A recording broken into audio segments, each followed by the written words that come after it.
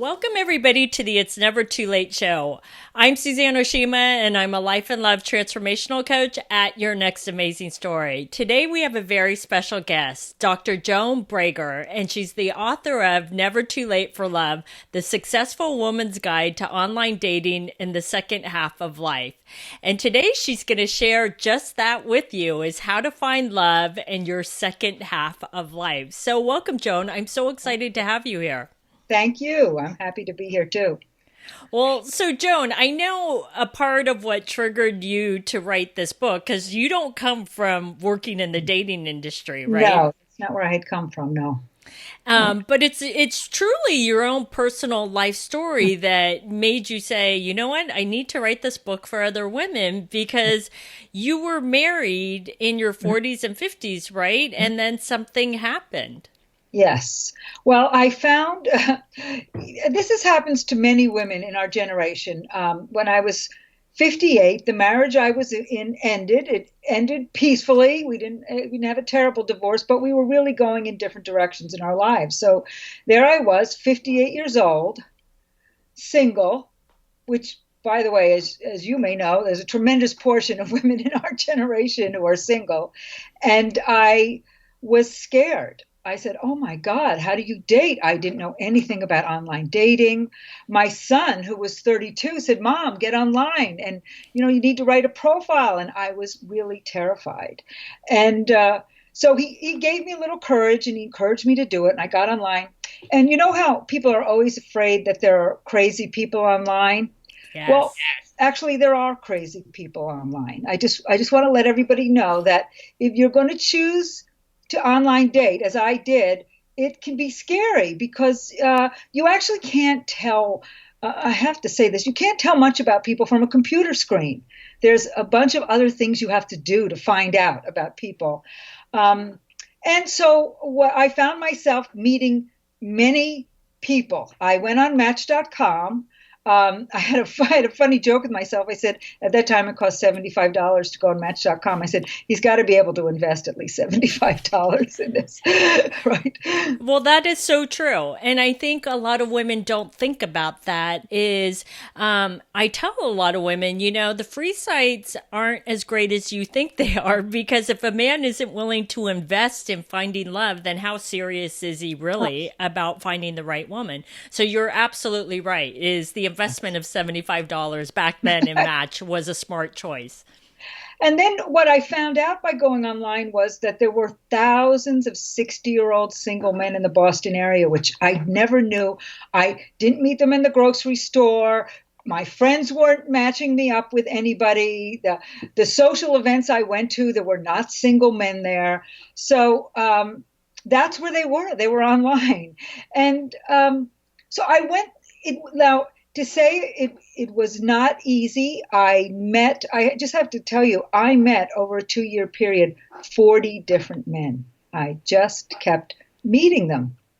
And the hard part is not to make there's anything wrong with you if it doesn't work out. Because, the truth is, in dating, 99% of the time, it's not going to work out. This is just somebody that's, for a million reasons, is not someone you want to live the rest of your life with. So I met many, many people. Now, sometimes people ask me, did you know right away? And the answer is no. Sometimes I would have a dinner with a person, he would even just a coffee with someone. I knew he was interesting enough to have another conversation with. That's all I really knew after a first coffee. So sometimes I would have 2 or 3 dinners with someone before I found out we're not compatible enough.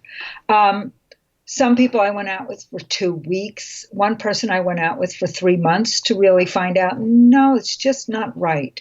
So I just kept going through it, and it wasn't easy.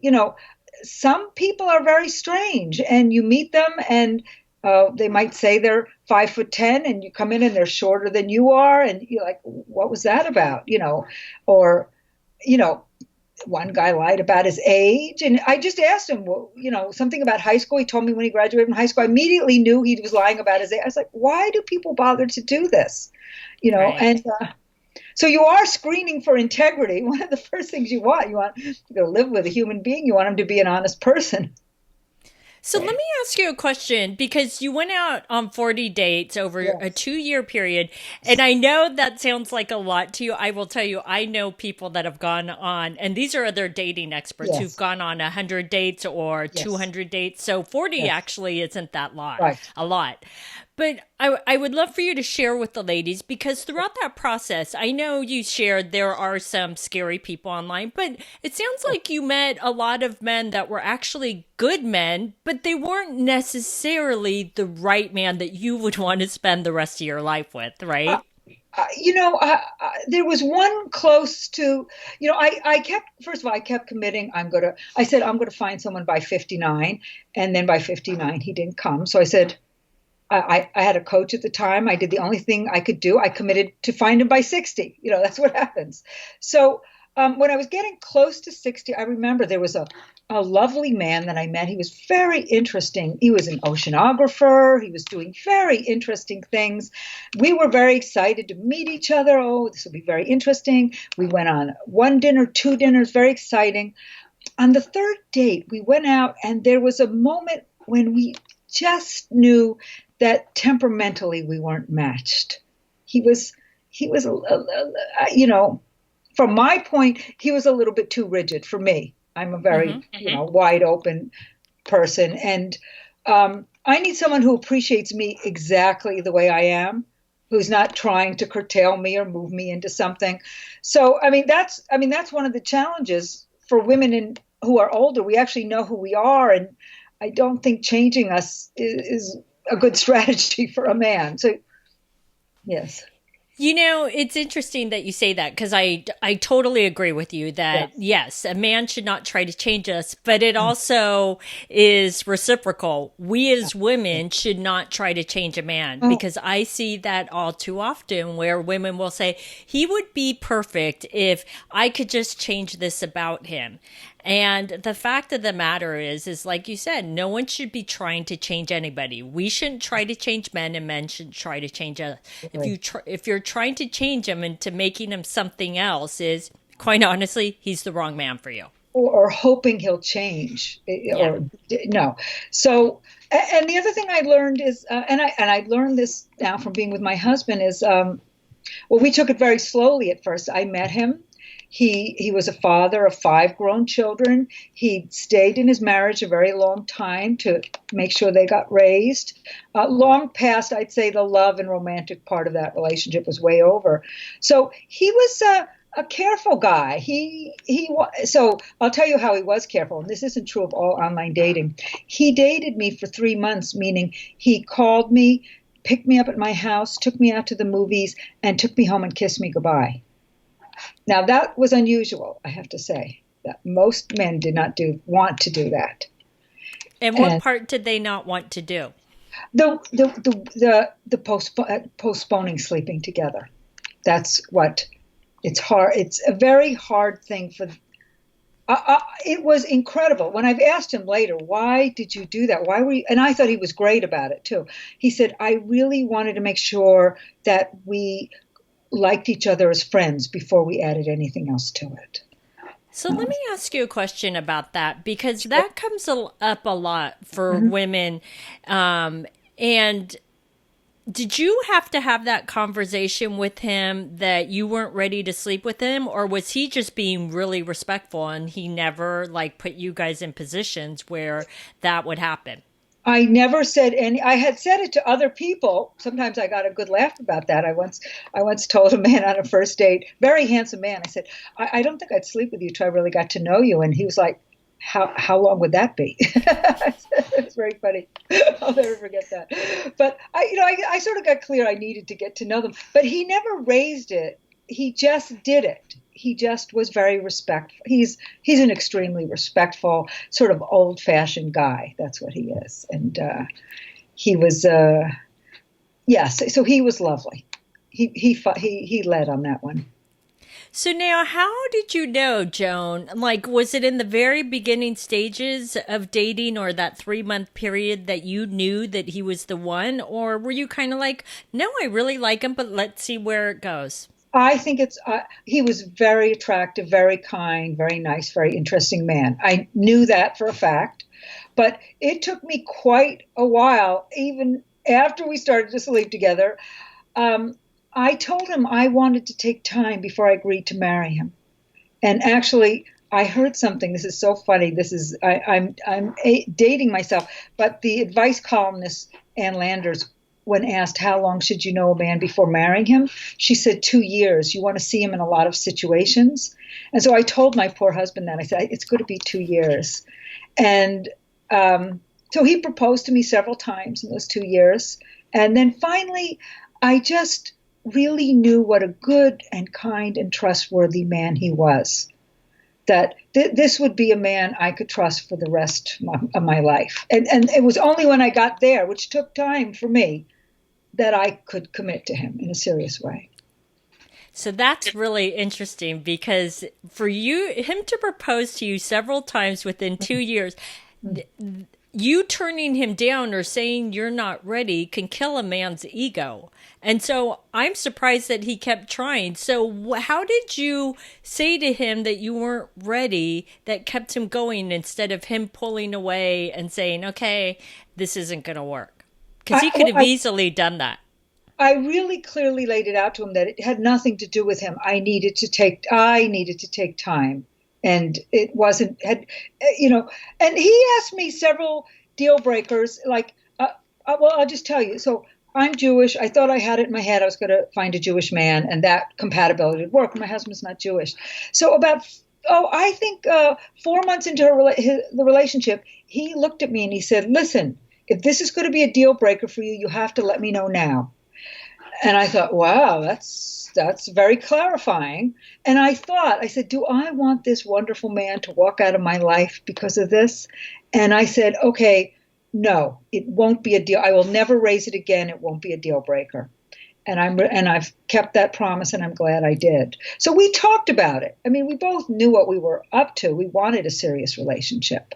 And we were taking time. We were getting to know each other's families and friends and lives and all those things you have to do to join your life together. Mm-hmm, mm-hmm. Mm-hmm. And so what would you say to the woman, because at what age did you meet him? I met him just as I turned 60. And then you got married at 62? I was married at 62, yes. We've been married for years, yeah.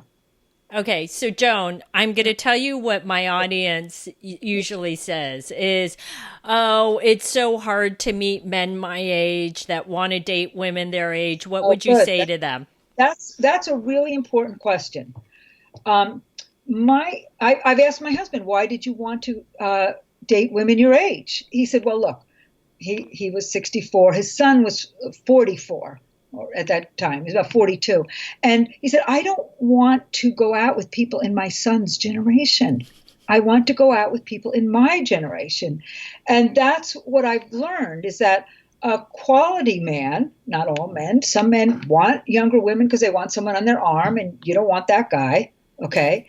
But a quality man wants someone who we can talk to and oh my goodness, just the fact of raising kids. We both have adult children. We have that experience in common and we're very supportive and understanding of it. And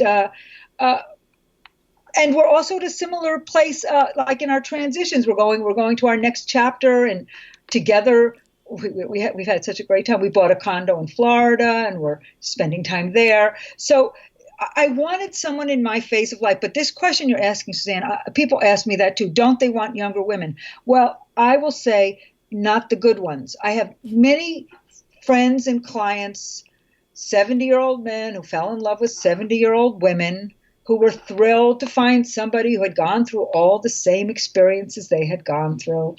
I think I've heard in the last month several marriages of 60-plus-year-olds to other 60-plus-year-olds.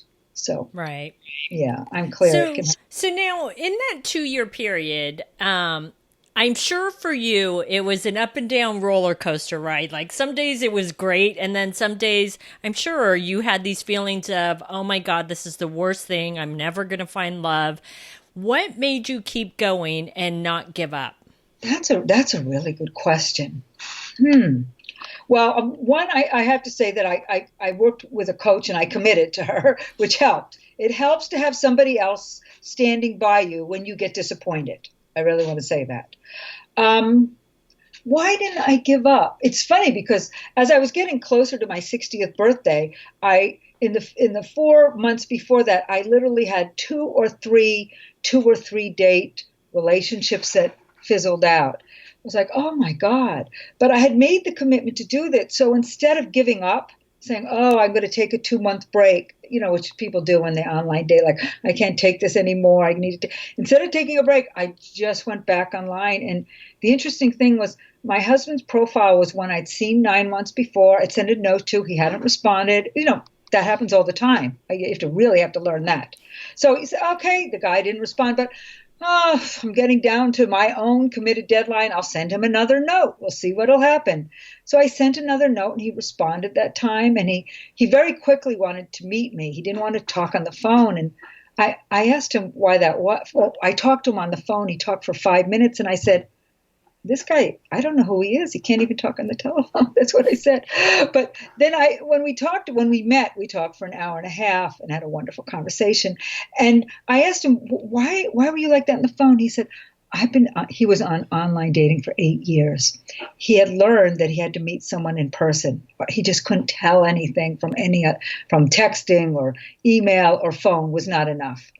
And sure enough, as soon as we met, I had this tremendous experience of who he was, what a lovely man he was. So that I just kept going. Being committed helps. Being committed is important, and having a coach is important. Yeah. But what would you say to the woman that says, okay, well, Joan, that's great for you, but I am so afraid of rejection. Like when I have a lot of clients, when they reach out to men and the men don't respond, or it falls off the face of the earth where the communication just drops down, is they take it personally. So what would you say to her? Well, this happens all the time. Okay. Because, I actually had a man who got mad at me that I didn't respond to him. And I went out of my way and I communicated with him. I said, look, this is online dating. Sometimes the men don't respond. Sometimes the women don't respond. It doesn't mean anything about you. And he calmed down. It was a very crazy thing. But for women, what I've learned is, it triggers old false beliefs like I'm not lovable, or I have to make it on my own, or nobody really values me. So the trouble with disappointment, and dating is very disappointing. I just want to say that, because you get your hopes up and then he's not the one, and then get your hopes up, he's not the one. It's an over and over again cycle. I had an old false belief from when I was very young that I have to make it on my own. And it's just not true. I don't actually have to make it on my own. And the mature part of me knows that. So I would, calm down that young part of me who said, no one's out there for me. I have to make it on my own. Say, that's not actually true. A good man will. So I have to calm myself down in every disappointment. That's interesting. So you knew what I'm hearing is you knew what your triggers were and you had a technique to neutralize that. Yes, I did. I had a very clear technique to do it. And I had to do it over and over again, calm myself down. Can you share it with us what your technique was?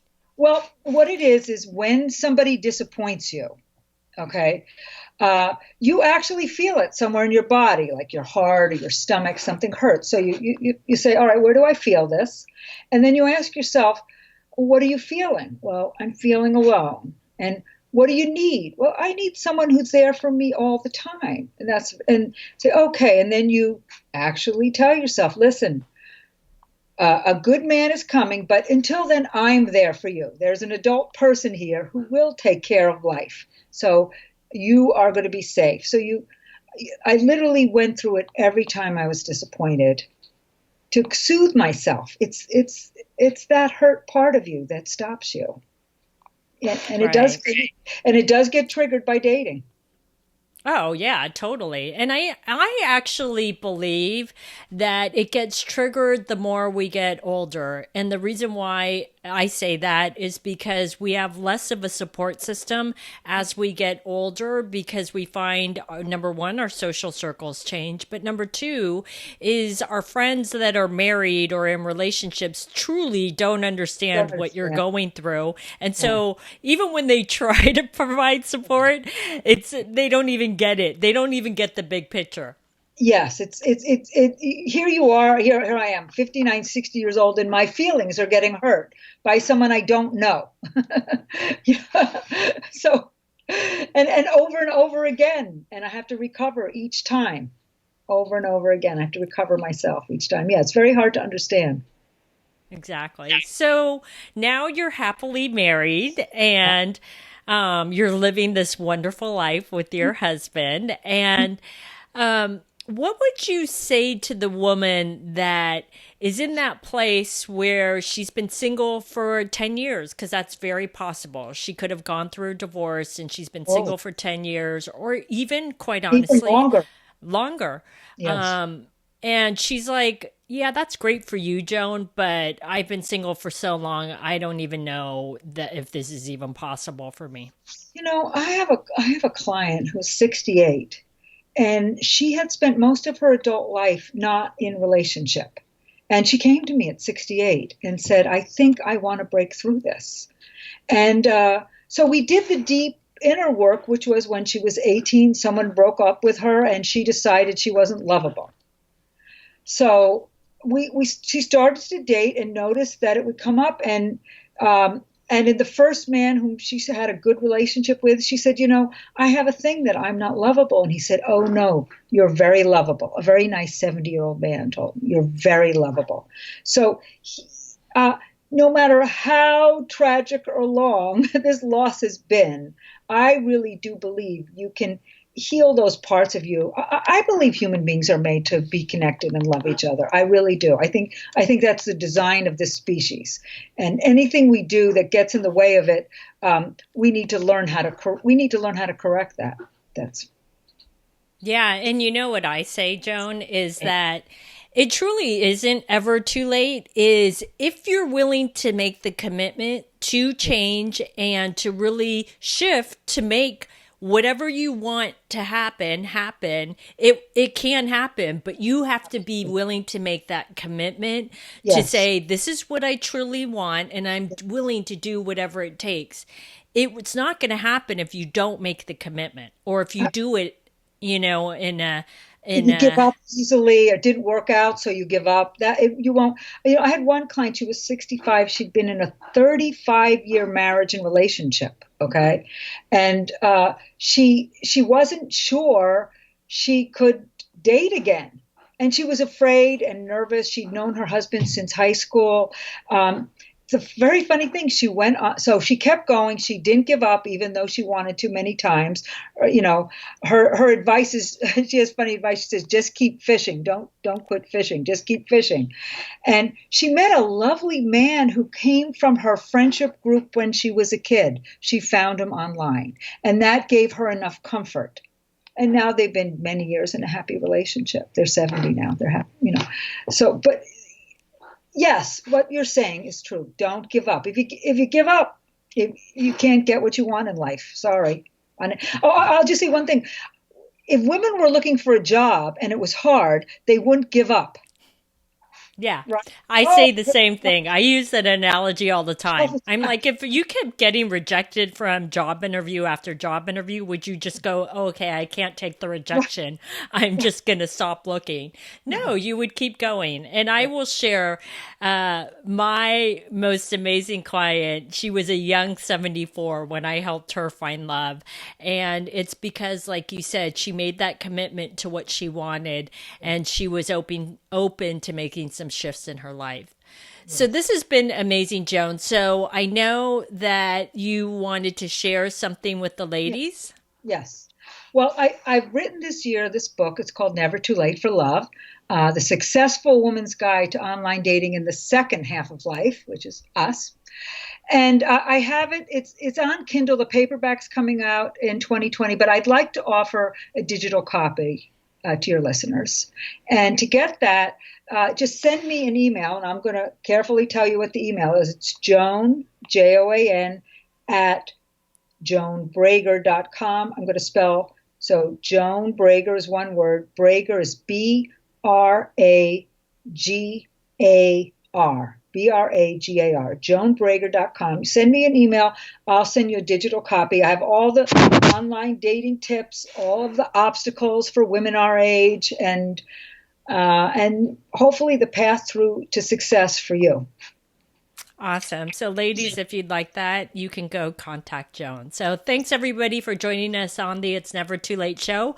Our show is available both in audio and video format, which can be found at yournextamazingstory.com. Thanks.